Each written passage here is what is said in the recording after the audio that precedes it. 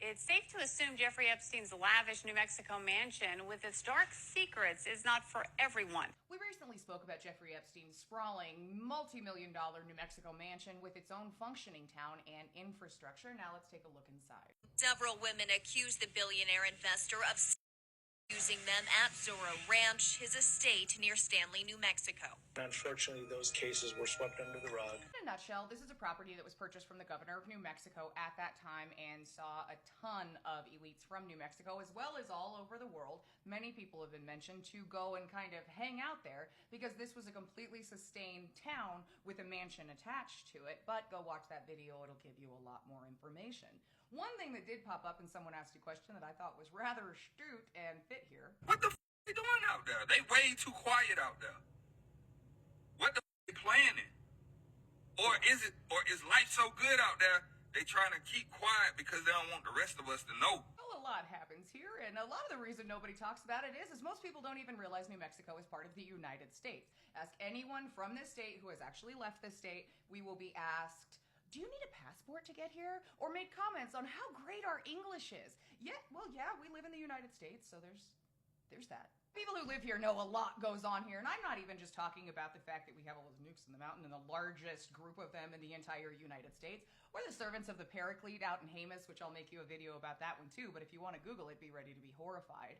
Or the fact that our scientific community, as well as politicians, police, all of that stuff, were super down to help Jeffrey Epstein build this ranch that he wanted to use to populate the earth with superior babies, but they were going to have his DNA, so, I mean... Hello, I'm Darlene Street with Sotheby's International Realty here in Santa Fe, New Mexico. Please enjoy your tour of this lovely property today. Sotheby's put this house on the market in 2021.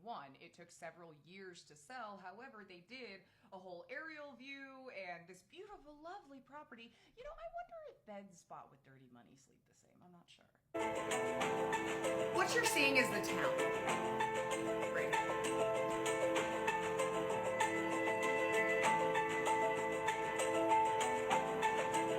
Property consisted of the main house, which we're going to get to in a second, and a fully functioning little town. This is kind of a bird's eye of that, but what was in there? Well, Ranch Central. That portion of the town was referred to as Ranch Central because you've got to remember Epstein's plans for this place, and if he hadn't been caught, I guarantee you that's what would be going on out there if it wasn't already going on out there, because officials in New Mexico were not only okay with it, they were kind of in on it, right? So, it has the ranch office, the adobe residence, the yellow house, the red house, the bunkhouse, horse stalls, which there's a ton of horse stalls there, the firehouse, a barn, and a heated garage. This is a photo of the fire station, and because the FBI never raided this place, these were actually sold with the property. However, one couple did get arrested because they tried to steal the mirror out of this and got caught. There's a little blonde lady who worked for Jeffrey Epstein prior to his passing and worked there until the sale. I'm not sure if she works there after, have no idea. But if they caught you, even in the land that he was leasing from the state, she would hold you there at Pew Pew Point and wait for the police. Think about that. The police arrested them, but everything that was going on out there, they came for dinner. Also included in Ranch Central is its very own general store. Set a little further out, but also on the property, you would find the lodge, the blue house, and the log cabin. Like I said, clearly this place was designed to offer experiences to the many clients that would be coming in and out. The airstrip, and a rundown of the infrastructure. Now let's go to the main house.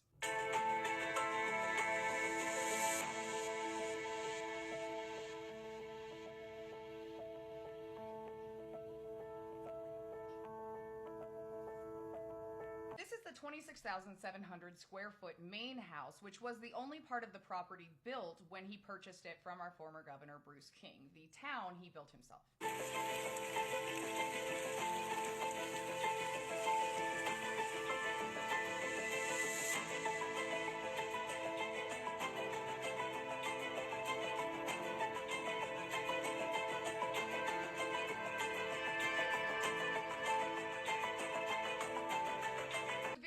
lavish house. You can actually still go and look these up. There aren't the videos available, and it's usually the same 50 pictures, but very lavish. Tour of the interior, and I keep reminding you, most of this was sold with the property because, again, it was not rated, and the estate didn't really take anything out. It was sold kind of as is. The only things you wouldn't have gotten included with the property were the cameras that were in every single room and the huge security system in the basement that was attached to them, which was the only thing the FBI removed. Kitchen and study in the main house, but what you will notice, these realtors for some reason decided not to take a picture of the gigantic shower or the underground lady dancer club that is rumored to be in there, or the tunnels that run all under it that everyone's pretty sure exist but no one will confirm. However, if you get too close to where the rumored entrance to those tunnels is, you will get arrested. That is lovely. But this was kind of like the sitting area out around in the courtyard. The home was sold for an undisclosed amount, showing further proof that New Mexico, I don't think so much is protecting Epstein or still protecting themselves from everyone finding out how deep this really went.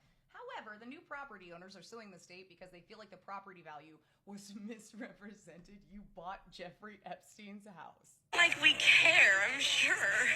Yeah, boo-hoo. Like my very grumpy and country old grandpa would have said, play stupid games, bro, you bought Epstein's house. And I'm not even sure that that's not his estate who just repurchased the property under a different name because it was a newly registered company, but that's a whole other tinfoil hat. Although the final sale price was not disclosed, it was originally listed at $27.5 million, dropped down to $18 million, and originally purchased for about $12 million, but that price does not include the land that was leased from the state of New Mexico for a few years shy of 30 years. That's Jeffrey's property in a nutshell, and this is just my reminder, we are down here, New Mexico exists, and some really messed up stuff is happening down here that the rest of the country doesn't really seem to care much about. So maybe we can change that. I hope you guys have a good day. It's always weird when I say that at the end of one of these videos because, like, horrible, but, you know, maybe try.